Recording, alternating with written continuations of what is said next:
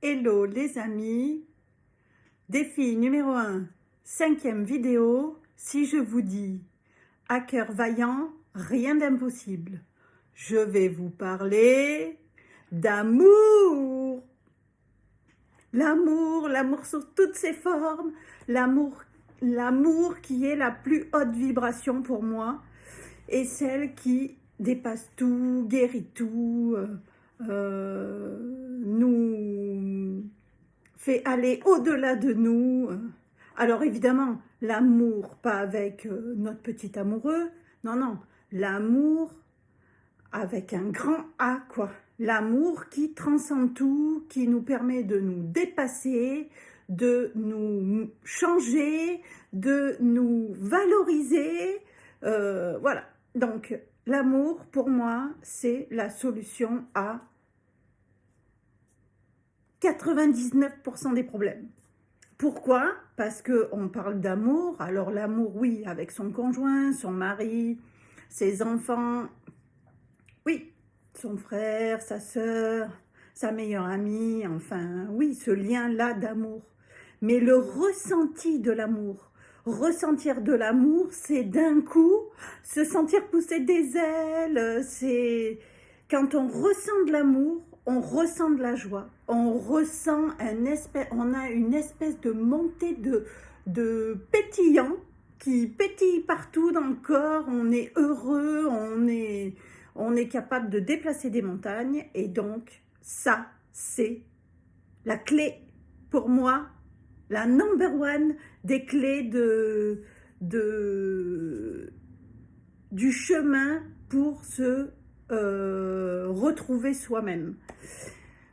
Alors, on peut différencier l'amour qu'on ressent donc pour les autres, pour les animaux, pour la planète, pour voilà, et l'amour de soi, qui est beaucoup plus difficile. L'amour de soi, c'est la clé de tout. Vous ne pouvez pas donner de l'amour à quelqu'un si vous ne vous aimez pas. Parce que derrière, il va y avoir une espèce de projection sur l'autre qui va déjà charger l'autre et qui va forcément déséquilibrer. Vous savez, je vous parle toujours de la balance. Ben ça, c'est exactement ça. Quand on donne trop aux autres et qu'on ne se donne pas à soi, la balance est déséquilibrée. Tôt ou tard, en fait, l'autre en face le sent, se sent envahi, se sent oppressé, et du coup, ben, par ricochet, va s'en aller. Pour que tout système fonctionne bien, il faut que tout soit à l'équilibre. Donc, il faut autant donner que recevoir. Alors, il ne faut rien attendre en retour, attention, parce que si on fait les choses pour avoir quelque chose en retour, ça veut dire qu'on va chercher à l'extérieur l'amour de l'autre pour exister, l'amour de l'autre ou des autres pour être reconnu. Ça fait appel aux 5 blessures, vous savez, qu'on a vues. Donc voilà, attention à la dépendance affective, parce que la dépendance affective, on a vu qu'elle on pouvait, quand on fonctionne avec de la dépendance affective, il y a plusieurs degrés. Et le cerveau est bien fait, puisqu'en fait, lui, son objectif, c'est de surtout pas remettre en question un fonctionnement qui, pour lui, est l'idéal, en fonction de ce qu'il a appris, ce qu'on lui a inculqué, comment on l'a programmé. Et forcément, je vous ai expliqué qu'en psychogénéalogie, on se penche surtout sur les émotions qui sont transmises, mais alors, les positives, oui, mais les positives, c'est pas elles qui vont nous poser problème. Elles vont nous mettre un programme d'exécution qui fonctionnera parfaitement bien. C'est les émotions négatives, c'est les ressentis de peur, d'abandon, de trahison, qui font que on peut arriver à mettre en place un espèce de système sans s'en rendre compte. On peut devenir dépendant affectif, on peut faire l'inverse, justement, être totalement indépendant, mais pour moi, indépendance ne veut pas dire autonomie. En fait, indépendance, pour moi, c'est je veux rien avoir à faire avec les autres parce que les autres sont potentiellement dangereux. Donc, je fais le nécessaire pour tout faire moi-même, comme ça, au moins, je ne suis pas embêtée. Ça, c'est de l'indépendance et c'est fait sur les mauvaises bases, une mauvaise blessure. Alors que l'autonomie, c'est je n'ai plus de dépendance à qui que ce soit, je suis autonome, je suis capable de m'assumer par exemple, ou d'aimer en toute autonomie, j'ai envie de vous dire. Là, ça partira sur des bases de soi, ce que je suis capable moi de faire, et intérieurement je suis équilibrée par rapport à l'amour, du coup je suis autonome. Et ça veut dire qu'on ne va pas attendre que l'autre soit là pour exister. Il y a malheureusement, souvent dans les histoires d'amour, on va fonctionner en dépendance à l'autre. C'est-à-dire qu'avec l'autre, on se sent plus fort, on pourra faire ci quand l'autre sera là, ou quand on aura rencontré l'homme de notre vie, le prince charmant qui arrive sur son cheval blanc. Non, ça n'existe pas. Désolée de vous le dire, nous sommes à 2 jours de la Saint-Valentin, mais pour moi, le prince charmant n'existe pas. On va attirer à soi des relations qui sont le reflet de nos programmes intérieurs. Donc, il n'y a pas de amour, amour, amour, amour. Non, non, on attire à soi ce que nous, on va chercher chez l'autre, il l'aura. Lui, il l'aura. Nous, on aura le manque. L'autre aura sera rempli de ce côté-là. Et inversement, c'est une question de détection instinctive c'est ça qui fait que, entre guillemets, ça matche ou ça matche pas, et au-delà de ça, ça matche ou ça matche pas, donc c'est instinctif déjà, parce qu'il y a des tas de ressentis qui sont là en un quart de seconde, et il y a aussi l'alchimie, mais pas l'alchimie love, l'alchimie, parce qu'on est des êtres qui devons nous reproduire, et donc on attire à soi le potentiel candidat pour arriver à reproduire l'espèce. Donc bon, désolée, je suis vraiment désolée de casser le mythe aujourd'hui, mais au-delà de ça, l'amour pour moi, c'est le numéro 1 de ce qu'on doit être capable de développer. L'autonomie, pas d'amour dépendant, mais de l'amour sans attachement, sans attente. Quand on aime les gens pleinement, on n'attend rien en retour. On les prend comme ils sont. Alors, soit ça fait pas. On donne, mais c'est difficile de donner sans rien attendre en retour. Souvent, on a des attentes qui sont là. Parce que, je vous dis, ça fait toujours appel aux blessures qu'on a à l'intérieur de soi.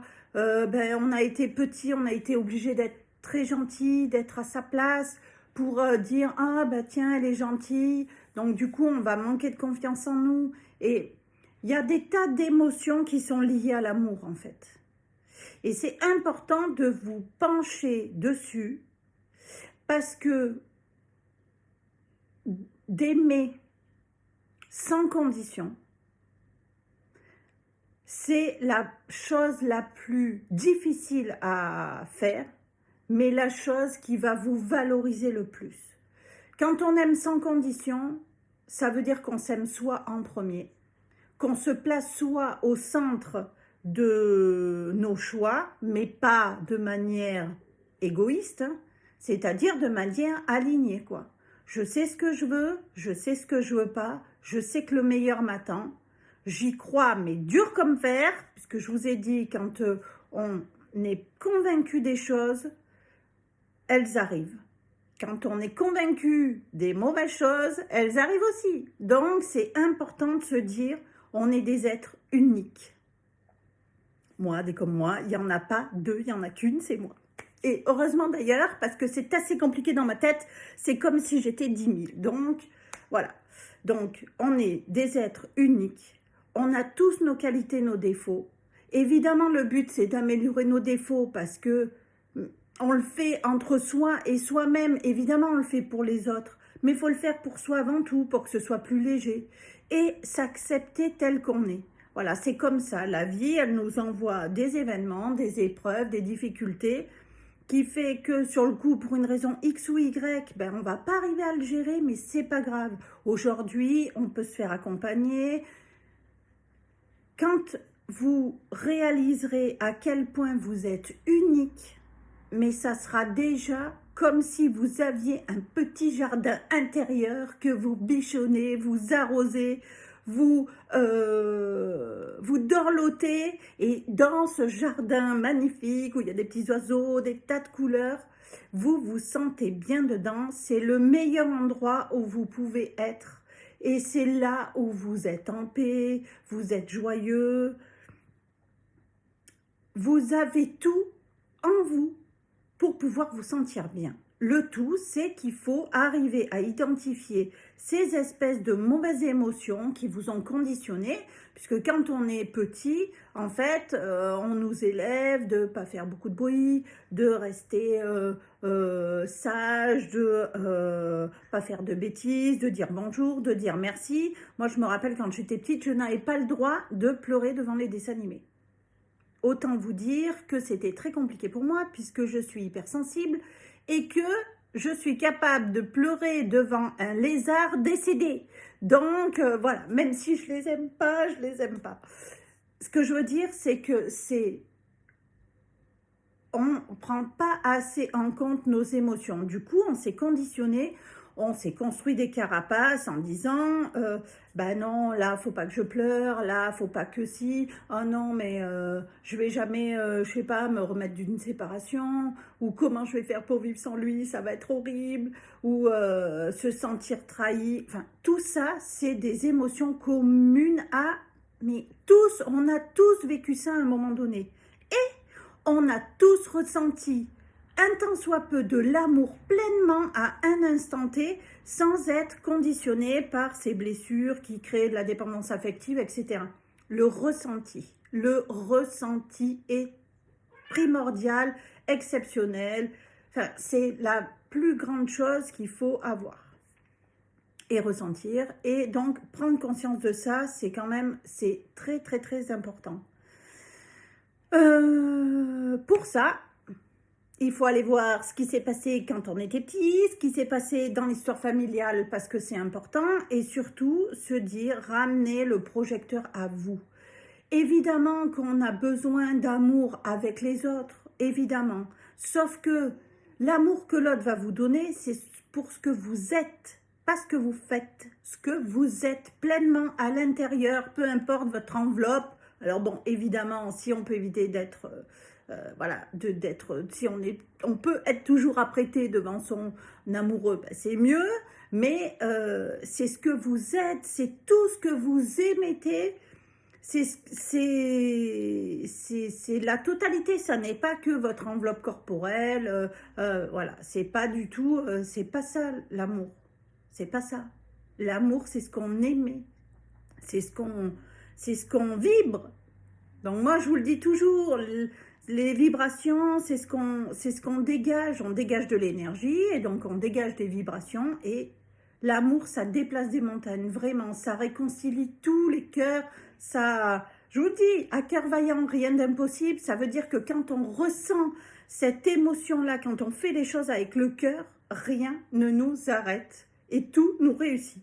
Ça ne nous réussit pas quand on fait les choses avec une autre attente qui n'est pas de l'amour, qui est le besoin d'être connu, la peur d'être laissé, abandonné, voilà.